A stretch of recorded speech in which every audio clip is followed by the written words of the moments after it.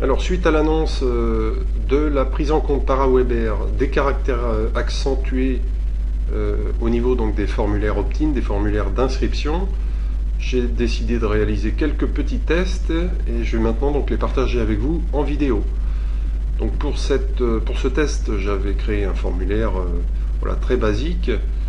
La nouveauté, c'est qu'effectivement le champ prénom, je l'avais accentué, alors qu'auparavant on ne pouvait pas le faire, c'est-à-dire que c'était bloquant.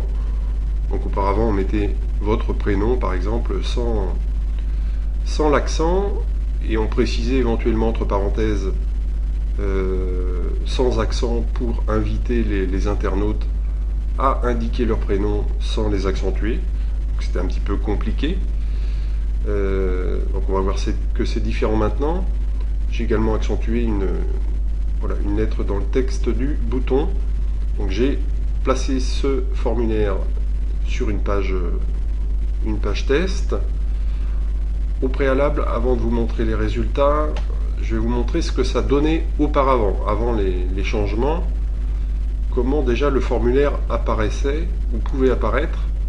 Vous voyez que les caractères accentués étaient complètement de travers. Vous voyez, prénom et vidéo ici. Alors désormais,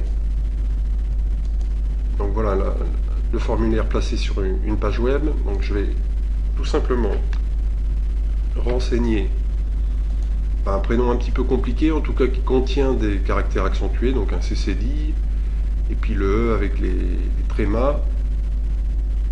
Je vais rentrer donc mon adresse personnelle, Gmail, et on va valider le formulaire. Voilà, donc là on arrive sur la page qui suit le remplissage du formulaire par le prospect, donc tout est en ordre. On va se retrouver dans ma boîte mail maintenant pour voir comment ça se concrétise pour les messages qui suivent l'inscription. Donc ici dans ma boîte de réception, vous trouvez le mail qui suit l'inscription, donc qui contient le lien de confirmation. Et une fois que le lien a été activé et que l'inscription a été confirmée, vous voyez donc le premier follow-up. Et vous voyez que là, le prénom est rentré de manière tout à fait correcte et qu'un titre qui comporte des caractères accentués est affiché de manière également tout à fait correcte. Donc si je rentre dans l'email, vous voyez, l'ensemble des caractères accentués est affiché correctement. La personnalisation qui est effectuée dans l'email également. Hein, vous voyez le prénom qu'on avait renseigné dans le formulaire. Donc ça, j'ai eu la confirmation d'Aweber que dans le nouvel éditeur, ça fonctionnait sans problème à 100%, qu'ils avaient intégré donc tous les caractères spéciaux, internationaux. Donc ça concerne la langue française, mais aussi d'autres. Alors, la seule chose, donc là maintenant vous savez que ça fonctionne.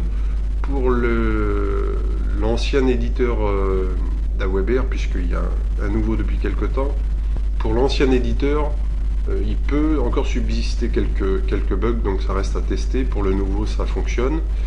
Mais vous voyez là sous les yeux, vous avez donc un follow-up que j'avais créé sous l'ancien éditeur, et ça fonctionne parfaitement bien, et aucun problème. Tout est en ordre, et vous voyez qu'auparavant, un prénom comme ça ne serait pas apparu d'une manière correcte comme maintenant. Alors, petit bémol si je reviens en arrière, puisque là je vous montre le premier follow-up, il y a eu une étape au préalable, c'est l'email de confirmation. Donc là, vous voyez que déjà, Aweber n'a pas pris en compte la majuscule pour la deuxième partie du prénom, et que les caractères accentués dans le titre sont effectivement de travers, puisque pour ce qui concerne les messages de confirmation, il y a deux recommandations: éviter la personnalisation, pour faire simple, c'est pas indispensable hein, pour ce message-là, et puis renseigner un titre dans lequel vous n'aurez pas de caractère accentué. Bon, c'est somme toute pas très compliqué à respecter ces consignes-là. Il y a juste ce message-là sur lequel vous devez faire attention. Pour le reste, en principe, maintenant, ça doit fonctionner et vos caractères accentués doivent être pris en compte. Voilà, écoutez, j'espère que cette vidéo vous fera réagir. J'attends vos commentaires donc sur le blog et sous l'article. Et surtout, je vous invite à partager une information le plus largement possible. Je vous retrouve très vite donc sur le blog. Voilà, je vous souhaite une bonne continuation et je vous dis à très bientôt.